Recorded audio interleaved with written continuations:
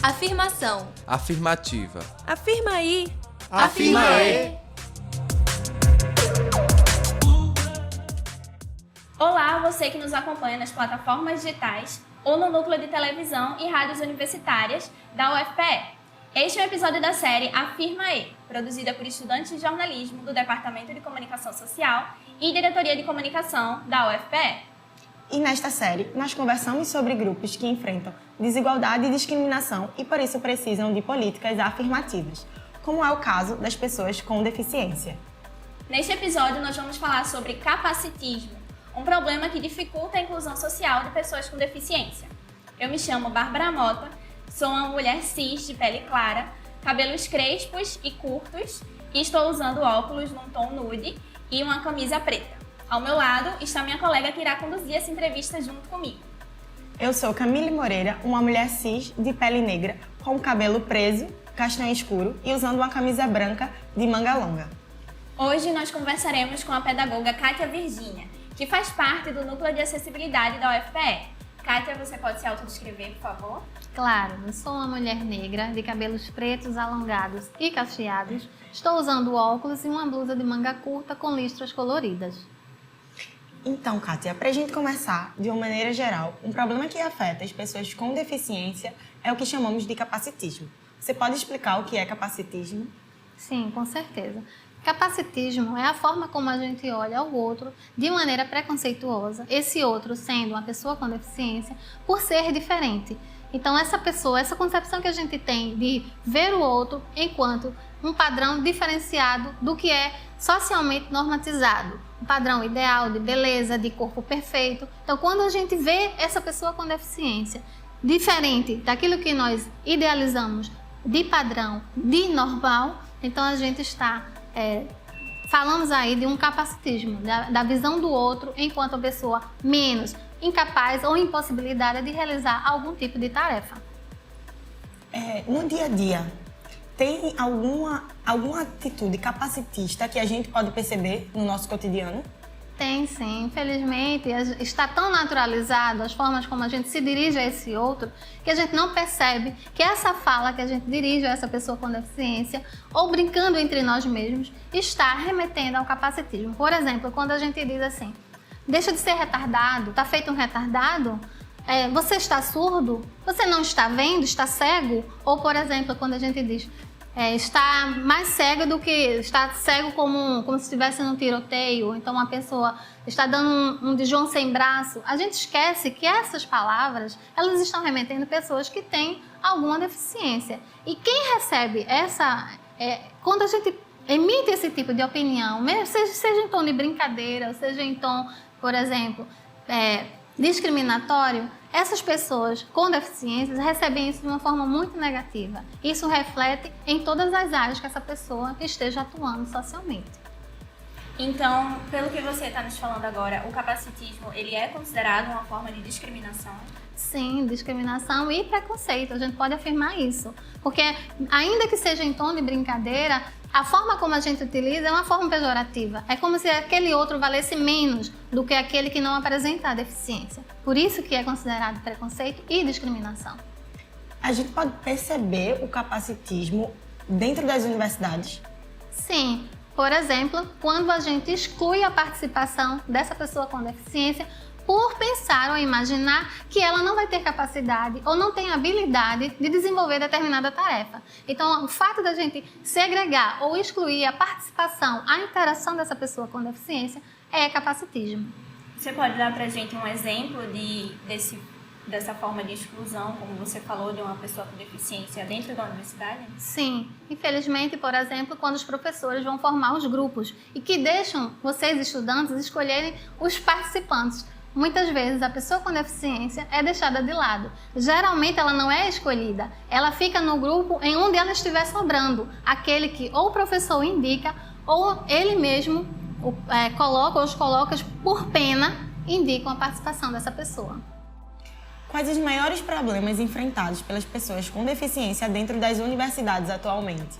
Primeiramente, a compreensão e aceitação de que elas precisam ser respeitadas, de ter voz que elas precisam ser ouvidas. Quais suas necessidades? Porque ninguém mais do que elas pode falar sobre as suas características, porque é bom entender que a deficiência é uma característica da diversidade humana, não é um defeito, não é um problema. É uma característica, assim como eu sou negra, assim como existem indígenas, assim como existem a diversidade, a pluralidade do ser humano. Então nós precisamos respeitar essas pessoas, entender suas necessidades, ouvi-las e fazê-las participarem, é o principal. Não ter o receio de se aproximar e nem de ouvi-las, porque elas não têm questões cognitivas que impeçam de atuar junto aos colegas, aos pares. Você acredita que a falta de acessibilidade é um fator que desestimula pessoas com deficiência a ingressarem na universidade? Ou se ingressam, desistem de seus cursos? Sim, porque a gente sabe que não basta garantir o acesso à instituição.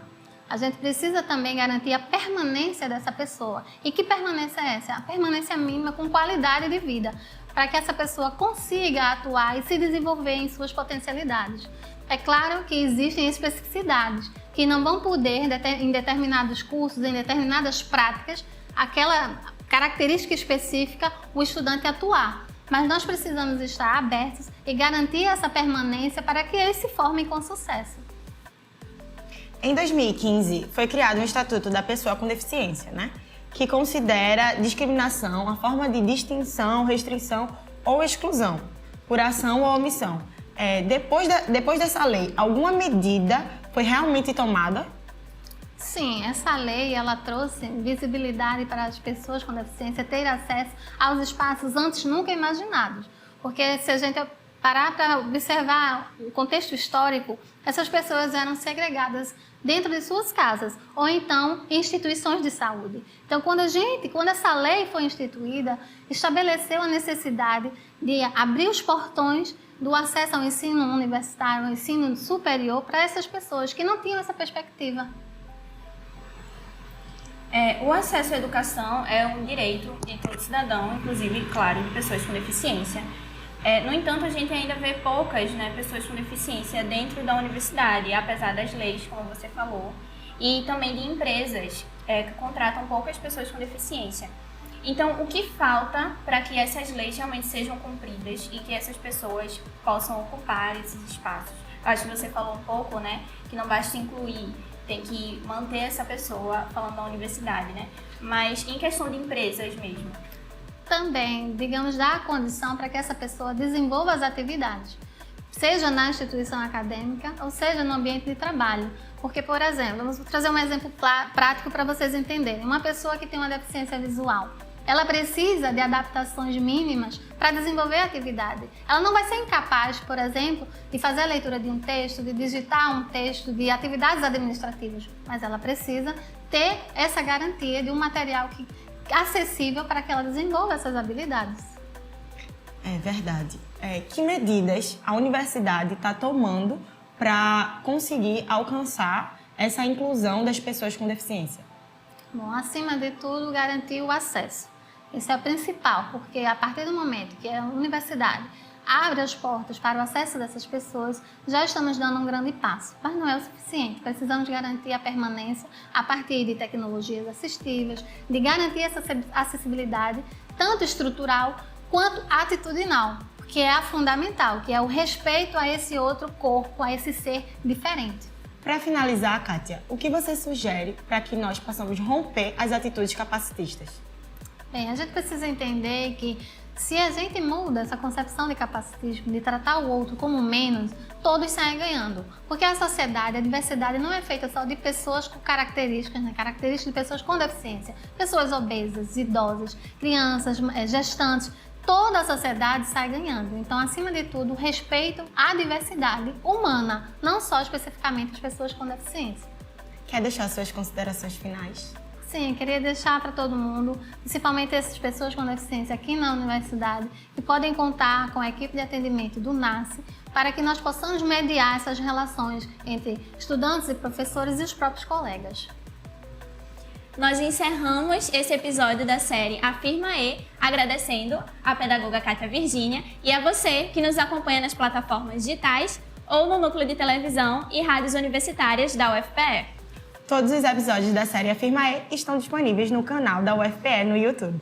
Até a próxima, pessoal! Tchau! Tchau! E se você quer aprender um pouco mais sobre capacitismo e se conscientizar a respeito de atitudes capacitistas, se liga aí na dica e já anota. A primeira é sobre o livro O Mito da Capacidade, escrito por Victor Di Marco, lançado pela editora Letramento. Neste livro, o autor visa explorar o mito do capacitismo e como isso repercute na vida da pessoa com deficiência. Também tem o livro Capacitismo e Inclusão, Contribuições Teórico-Práticas da Psicologia Organizacional e do Trabalho, uma obra de Maria Nivalda de Carvalho Freitas, produzido pela Vetor Editora. O livro aborda conteúdos que auxiliam na compreensão de resistências e preconceitos acerca do trabalho de pessoas com deficiência. Mais conteúdos sobre o capacitismo também podem ser encontrados nos canais do YouTube Vai Uma Mãozinha Aí, da influenciadora Mariana Torquato, e nas redes sociais de Ivan Barão, também influenciador da inclusão que criou o Guia Anticapacitista. Na UFPE, você pode procurar a equipe do NACE para ter mais orientações sobre capacitismo. Entre em contato através do e-mail nucleodeacessibilidade@ufpe.br e dos telefones 2126 3002 ou 2126 3003.